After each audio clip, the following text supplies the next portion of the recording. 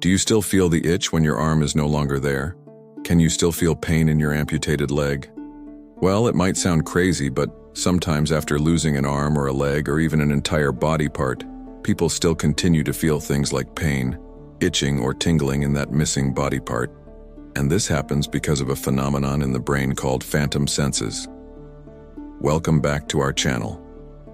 Today we are going to be discussing about one of the strange mysteries of the human brain, phantom touch. And I cried after learning this about phantom touch. But before moving ahead, subscribe to the channel so that you don't miss such videos.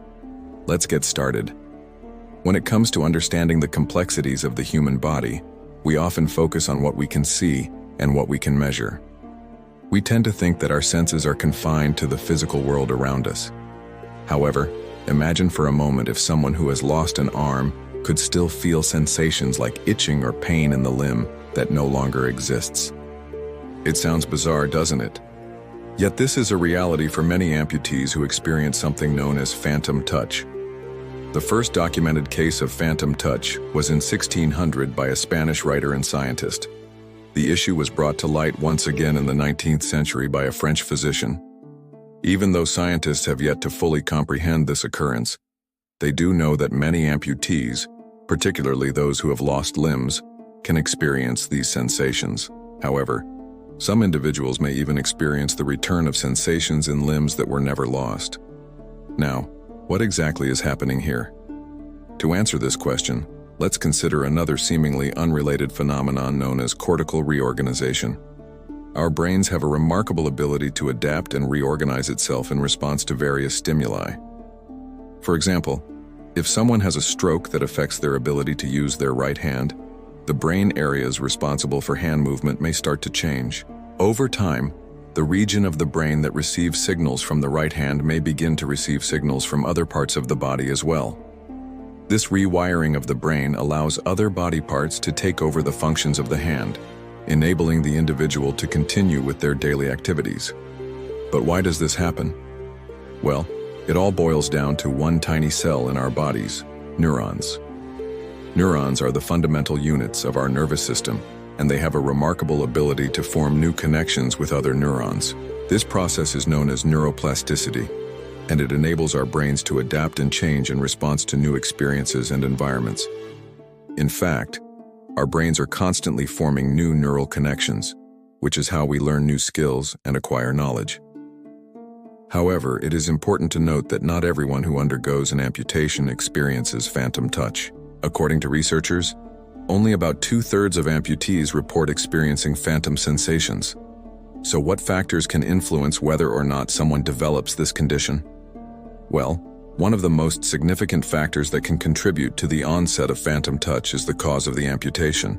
For instance, if a limb is amputated due to an accident or injury, it is more likely that the individual will experience phantom sensations compared to someone who has lost a limb due to disease. Additionally, the duration of time between the amputation and the onset of symptoms also plays a role.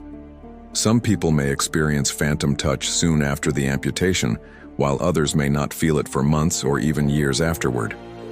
Now let's try to understand the mechanism behind phantom touch. When we touch something, our sensory receptors send signals to the brain via our nerves, specifically the dorsal column medial lemniscus pathway. These signals are then processed in the thalamus and somatosensory cortex, allowing us to perceive the sensation of touch. However, after an amputation, the nerves in the severed limb may continue to send signals to the brain, even though the limb is no longer there. This can occur due to a few reasons. First, the remaining nerve fibers may become hypersensitive after the amputation. Second, the brain may continue to receive input from the spinal cord even after the limb is removed. Finally, the central nervous system may generate its own signals in the absence of external input. All these factors contribute to the perception of phantom touch. While phantom touch can be a distressing experience for some individuals, it is important to note that it is not a sign of nerve damage or dysfunction. In fact, phantom touch is a testament to the incredible adaptability of the human brain and nervous system. The brain is constantly adapting and changing in response to new experiences and inputs, and phantom touch is a manifestation of this neuroplasticity. researchers have used brain imaging techniques such as functional magnetic resonance imaging, fMRI, to study the neural activity in individuals who experience phantom touch. These studies have revealed that the somatosensory cortex, which is the area of the brain responsible for processing touch sensations, is activated when amputees experience phantom touch. Specifically, the regions of the somatosensory cortex that correspond to the amputated limb continue to receive input and generate activity, creating the sensation of touch in the missing limb. In addition to fMRI studies, electroencephalography, EEG, has also been used to investigate the neural activity associated with phantom touch.